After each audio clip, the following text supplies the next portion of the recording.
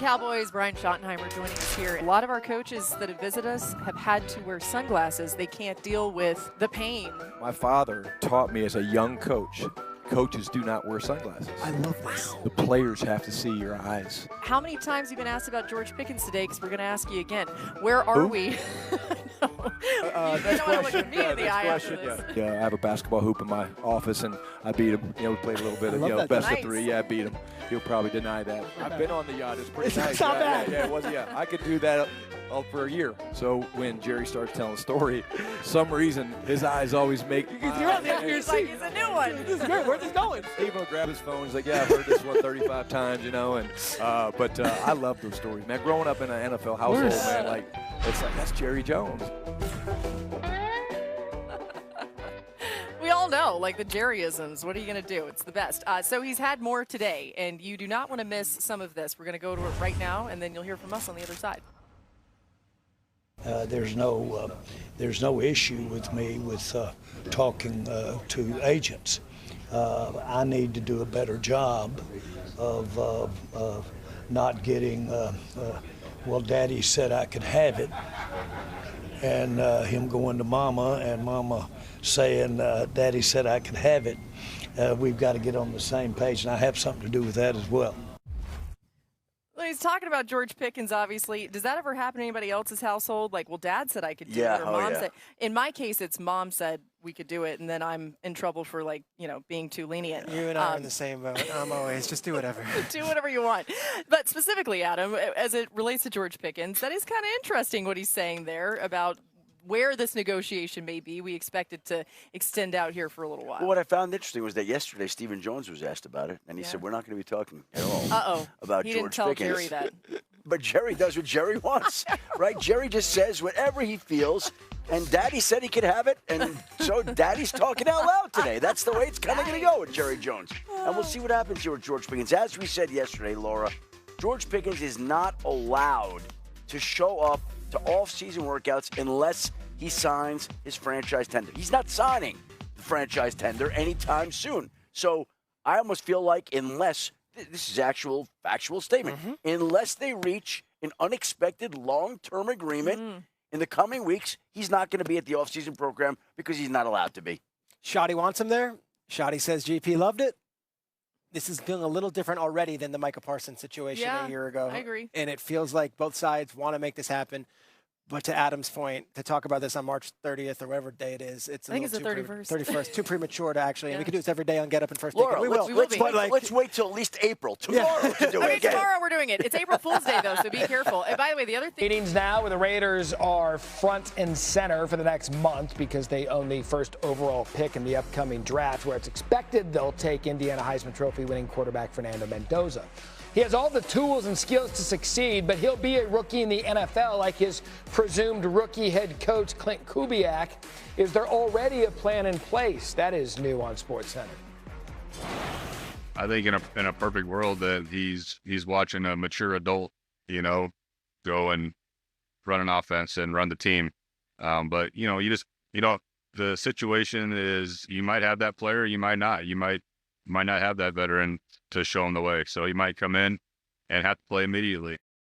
All right, so Field, we now know they're taking Fernando Mendoza. That is confirmed. That was just I had it first the day after the regular season was over. Was that Mach 1.0? I think that might have been like Mach 4.0. What are we on now, by the way? I've lost count. Okay, good. To be honest. How NFL ready is Mendoza? Well, I think Mendoza is NFL ready by rookie quarterback standards. He has 35 career starts. That's a solid number. It's above the threshold that a lot of NFL teams like.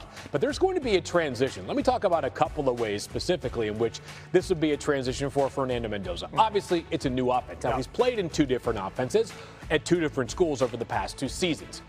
Just 3% of his snaps last year came from under center with Indiana, right? They were gun exclusively, basically. It's not going to be that way playing for Clint Kubiak here in Las Vegas. On top of that, I do think there is going to be a need for Fernando Mendoza to find a way to continue to cut down on sacks taken. 2 years ago at Cal, he trailed only Shedeur Sanders in terms of sacks taken amongst FBS quarterbacks. That number got nearly shaved in half this past season. But as you know, the Indiana offensive line, better than the Colorado offense offensive line. It's sack avoidance and it's opportunities to get the football out a little bit faster that I think will make a big difference for Mendoza, especially playing in an offense that does have a work-in-progress offensive line. Yeah, and look, candidly, I don't know that they have that adult in the room that Kubiak was talking about, where Fernando Mendoza, we don't do this in the NFL anymore. There's no luxury of waiting for your high-priced rookie quarterback. So is he a day one starter in your mind? Because I just don't know if they have the guy on the roster. I don't know this, but listening to both Clint Kubiak and then also hearing Sean McVay talk about how openly he would like to have Kirk Cousins with the Los Angeles Rams if things don't work out with Jimmy Garoppolo,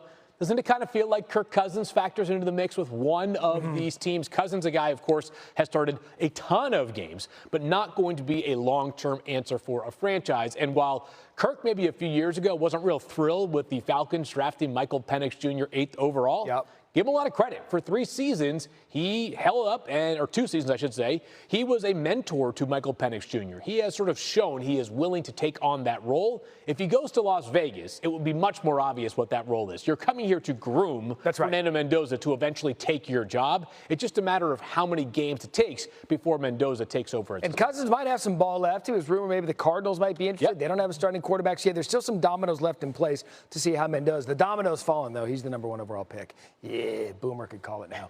Over to the Patriots. Their head coach Mike Vrabel spoke this morning on the draft that is new on SportsCenter. Best player available, hopefully. Maybe we trade up, maybe we trade out. I don't know. Mike, you guys need tight ends bad. Well, I love them. Give it 8, 9 of them. Give them all. Bring as many tight ends as we can get. Is that going to be something you look at in April? I hope. Yeah, I hope there's a good. Again, I think just trying to find. The right guy. There's different, some of them are receiving, some of them are more the line of scrimmage, some of them a little bit of both, So I think we'll just try to come up with the one that fits us best and see where we can draft him. All right, so the first part of that sound is this time of year in a nutshell. Yeah. All Vrabel did was lie there. That's all they're doing. They're lying to everyone to not tip, except for the Raiders. They didn't lie. We know what they're doing. Yeah.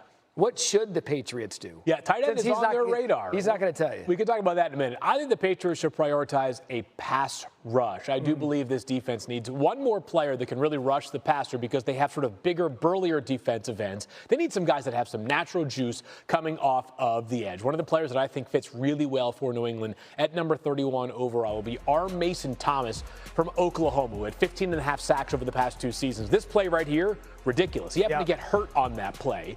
He missed some time, came back late in the season. Zion Young from Missouri also has my attention. He spent the past 2 years with the Tigers after 2 seasons at Michigan State. Big, powerful, long edge rusher.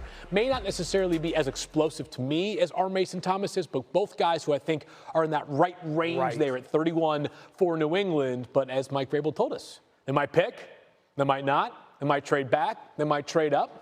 Only time will tell in 23 days. They might sit there. They might do nothing. They might go to sleep. They might, they're not going to tell you. You know what hurts, though? Fans of the teams that pick like 28, 29, 30, 31, 32, they wait all night for their team to make a pick. Oh, it's late. When the one trades out, you're saying to yourself, and that's East time zone, right? Yeah. So it might be 11:30 and you're sitting there, and then you get news from Schefter. The Patriots have traded back into the top of round 2. Right. Anticlimactic and very tired. And then you're thinking, well, wait a second, I waited up all night for this pick to happen, and now I got to wait for tomorrow night? Yes, you do, because you can watch the draft at ESPN NFL Network. Stay here for this one, because this happened to Patriots quarterback. Down in Arizona. Yesterday, we discussed the Vikings QB rooming competition. Today, the Browns have an interesting scenario, maybe the most in the league. 2 second-year quarterbacks in Shedeur Sanders and Dylan Gabriel, and then Deshaun Watson, who has given 0 productivity since he was traded from Houston. All right, let's bring in our NFL analyst, Peter Schrager, from the NFL League meetings right now. And Peter, what's your perspective on the Browns quarterback situation right now? Yeah, I was sitting basically on Todd Monken's hip during the entire morning at the breakfast that they had with the AFC coaches and all the different media members. And it was interesting. He said Shedeur Sanders has been a very present person in the building. Now, they can't do actual football. They can't work out. They're not allowed to by the CBA, but they're allowed to be in the building and working out. Shedeur Sanders has made it his priority to be there and has really gotten to know Todd Monken. On the other side of it, Dylan Gabriel has not been there. To his knowledge, Monken said he has not seen Dylan Gabriel, and he has not been in the building.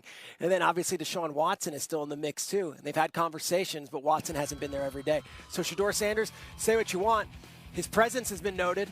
And he and Monken are already developing into having a nice little relationship. So it's early on in the process, and Todd was very key to say that, hey, look, this is April, this is March, this isn't where it's going to be solved. It's going to be an open competition. But Shedeur Sanders has done everything he could possibly do by being in the building and being that coach every single day. Yeah, early on, but small details like that will matter down the line. All right, over to the Broncos, who now have wideout Jalen Waddle in the fold. How would you grade the Broncos roster reconstruction efforts so far this offseason? I thought Sean Payton was excellent this morning and candid in his demeanor about the freak out that Broncos fans had over the first 2 weeks of free agency when they made literally no moves. They didn't sign anybody from the outside. He says, in so many words, the mistake that teams make in this league is trying to win the day. What does that mean? It means trying to win free agency frenzy day, win draft day, win coaching hiring day. Those days don't matter. It is a full year to 2 years to 3 years process, and you build. You don't want to win the day. So he said everybody was bashing him in the media. Everyone locally, the Broncos fans, were killing him for not being active, and maybe they were suggesting that he was preparing for a flag football game. But when it mattered most, they got their guy in Jalen Waddle, and they also were very excited to bring back J.K. Dobbins, an under-the-radar move, but an extension to a player that means a lot to them. So Payton said, everyone slow down, trust the process. You don't want to win free agency frenzy. There's no such thing as championships in February or March. Yeah, look, the bottom line is that they got their guy, and that's all that matters. Peter Schrager from Arizona. Thanks so much, Peter.